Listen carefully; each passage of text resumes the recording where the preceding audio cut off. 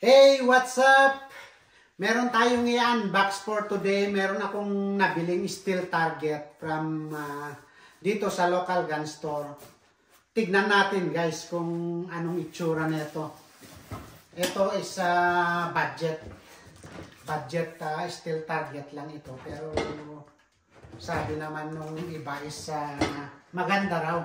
Kaya instead na bumili ka ng mga mamahalin na steel target is ito. Subukan natin ito.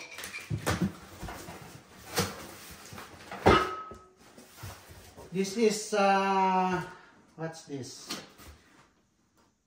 Birchwood steel target. Range pack. Kasi sabi niya guys, itong naka-drawing dito is itong kahoy lang ang wala, sabi niya. Lahat ito is buo. Kaya pag pumunta ka sa shooting range is kahoy lang ang dadalhin mo. So, ito yata. Oh, this is the hanger. And maliit lang yung target niya, yung steel. Ito, yung pinaka steel target. I think this is 8 inches. And ito lang yung laman niya.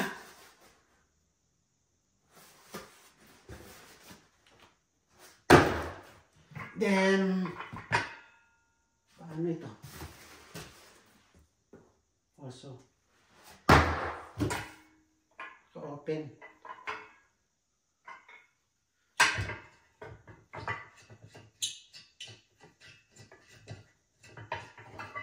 Ayun. Tapos ganito. Oh, okay.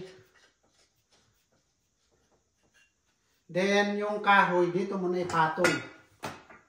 Tapos ito.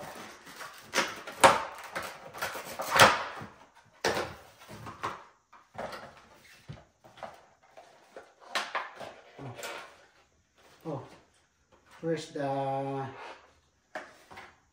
ayan,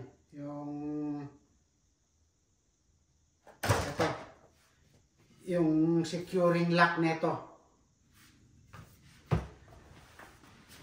Ito, natanggal pala itong securing lock nitong ito, yung pinaka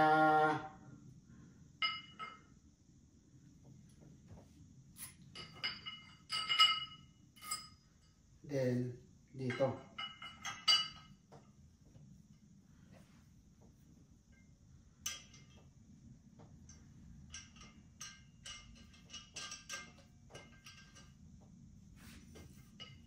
Oh, nice. Baliktad. We have to show the orange. Ayan, yung orange dapat sa labas. Then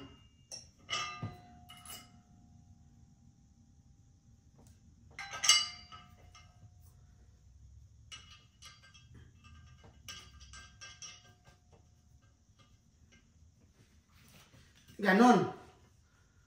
So, ganyan na magiging itsura niya, guys. Oh, dapat ganon. Kuha tayo ng kahoy. Ito, kailangan mo lang ng ito, eksakto. 1.5 by 2 na kahoy para ipatong mo dito. Pero dapat yung mas mahaba, guys. Maiksi ito. Anyway, this is only for testing. Pwede mo naman palitan to.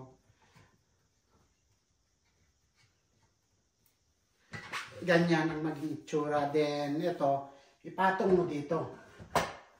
Oh, wow, nice! Ito, simple lang, guys. Pero ito, medyo maliit lang ito kung hindi ka expert bumaril is baka itong tamaan mo. Baka mawasak itong kahoy. Pero although, itong kahoy is pwede mo naman palitan. Nice! Napakaganda guys. So let's try this in the rinse.